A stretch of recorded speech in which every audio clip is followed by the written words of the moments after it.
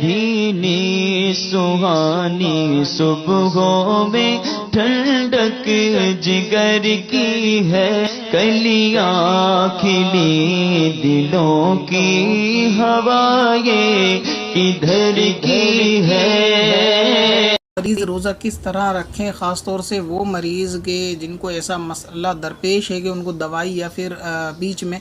दिन में किसी सूरत में उनको खाना खाने की ज़रूरत तो होती है, तो ऐसी सूरत में के लिए क्या रियायत है। तो देखिए, मरीज़ दरअसल दो किस्म के होते हैं, और इसमें एक सवाल और भी है कि उनको सदका अगर ये फ़ितरा दे दें, क्या कफ़ारा अदा कर दें रोज़े का, तो इनका मसला हल हो जाएगा या नहीं हो जाएगा। तो मरीज़ दरअसल दो किस्म के होते हैं। एक तो वो मरीज़ है कि जिसको शेख फ़ानी कहा जाता है, यानी ऐसा मरीज़ के जिसको इस बात का इल्म है कि इसकी तबीयत में अब आइंदा बिगाड़ होगा और ये तंदुरुस्ती की तरफ नहीं जाएगा, यानी एक ऐसी उम्र में पहुंच चुका कि जिसके बारे में अब उम्मीद नहीं है कि ये वापस सेहतमंद हो सकता है। तो इस सूरत में उसका अगर कफ़ारा अदा कर देंगे, यानी फ़िदिया उसका अदा कर देंगे रोज़े का, तो वहाँ पर काफ़ी है कि अब उसकी उम्मीद नहीं होती। या ऐसा मर्ज़ है कि वो अब बढ़ना ही बढ़ना है, घटना नहीं है, वो वापस दुरुस्त होने के उसके कोई आसार नहीं है और उसकी हालत ऐसी है कि अब वो मौत के करीब जाता है। तो इस सूरत में अगर उसका फ़िदिया अदा कर देंगे तो ये उसके लिए काफ़ी होगा, यानी एक रोज़े के लिए एक फ़ितरा देना होगा, क्योंकि आजकल मिस्कीन तो आसानी से मिलते भी नहीं और लोग आसानी के तहत उसको तलाशते भी नहीं है कि एक मिस्कीन को 2 वक्त का खाना खिलाने वाला जो मसला है।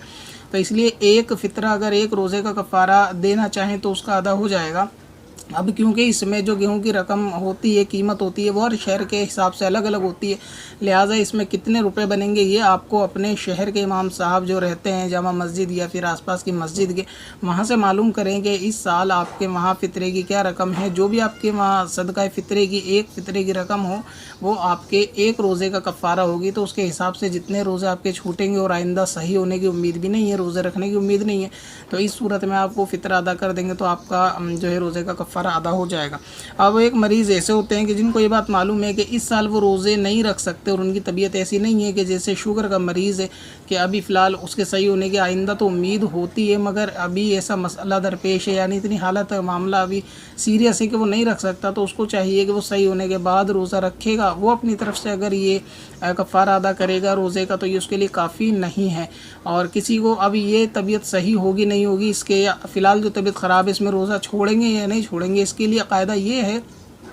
कि इस शख्स का ख़ुद पहले तजुर्बा रह चुका हो कि इसने पिछले साल या पहले कभी रमज़ान में रोज़े रखे या पहले कभी नफली रोज़ा रखा और उसके साथ ये मसला यानी ये तबीयत थी और रोज़ा रखने की वजह से तबीयत बिगड़ गई, इसको ये चीज़ का पूरा अपना एक्सपीरियंस है, तो इस सूरत में ये रोज़ा छोड़ सकता है। या फिर इसको ये गुमान हो कि अभी जैसा मेरे साथ मसला है वो मेरी हालत इतनी गंभीर है, यानी ऐसा मसला है कि उसमें अगर मैं रोज़ा रखूँगा तो मुझे शदीद ख़तरे का अंदेशा है, और पहले रोज़ा रखा था तो तबीयत ज़्यादा ख़राब नहीं थी इसलिए कवर हो गया था, लेकिन अभी तबीयत ज़्यादा ख़राब है और ये इसका अपना तजुर्बा है कि अभी की हालत ये देखता है कि इसको रोज़ा रखने में नुकसान है, तो इस सूरत में भी वो मरीज़ रोज़ा छोड़ सकता है। तीसरी सूरत है ये होती है कि कोई ऐसा डॉक्टर यानी गैर फासिक तबीब कि जो ये बताए कि आपको अगर रोज़ा रखेंगे तो इस मर्ज़ में रोज़ा नुकसानदेह होता है, और अगर वो मुत्तकी परहेज़गार है गैर फासिक है तो फिर उसके कॉल पर रोज़ा को तर्क किया जा सकता है, जबकि वो बिल्कुल दुरुस्त बताए। तो इसलिए अगर आप आदमी को, क्योंकि तबीब का डॉक्टर का मिलना गैर फासिक बहुत ज़्यादा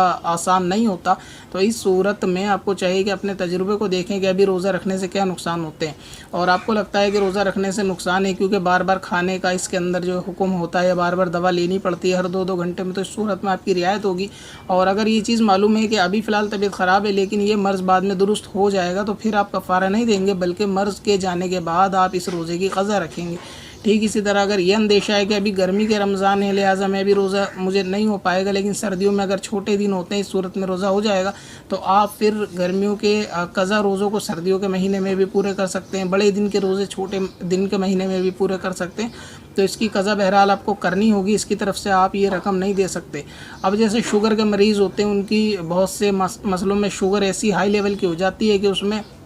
मरीज़ को बार बार खाने की हाजत दरपेश होती है, तो इस सूरत में उनके लिए रियायत है। ठीक इसी तरह हामिला औरत होती है कि हामिला औरत को बार बार अगर खाने की ज़रूरत है या बच्चे को दूध पिलाने की वजह से उसको खाने की ज़रूरत दरपेश आनी है, या फिर पेट में हमल है औरत के और अगर ये खाना नहीं खाएगी तो इसको और इसके बच्चे को ख़तरा है, तो ऐसी दोनों सूरतों में भी रोज़ा तर्क कर देने का हुक्म होगा और साथ में ये रोज़े की क़ज़ा कर सकती है। मगर जिसको सिर्फ़ एक हल्का मर्ज़ है, हाथ पैरों में तकलीफ़ है, सर में दर्द है, या सिर्फ़ एक अंदेशा है कि अभी गर्मी ज़्यादा है आज हालत थोड़ी थोड़ी ऐसी हो जाएगी इसलिए मैं रोज़ा छोड़ दूँ। फ़कत अपने अंदाज़े पर रोज़ा नहीं छोड़ सकते। बाकी जो सूरतें मैंने बताई कि कौन सदका फ़ितर दे सकता है, कौन नहीं दे सकता और कब रोज़ा छोड़ने का हुक्म है, ये ख़ुद अपने ऊपर गौर कर लेना चाहिए, क्योंकि आजकल छोटी छोटी बातों पर रोज़े को छोड़ देते हैं सिर्फ गर्मी के एहसास की वजह से या दूसरे छोटे मर्ज़ की वजह से रोज़े छोड़ देते हैं। तो उनका रोज़ा छोड़ना और उसका कफ़ारा देना दोनों बातें ये दुरुस्त नहीं।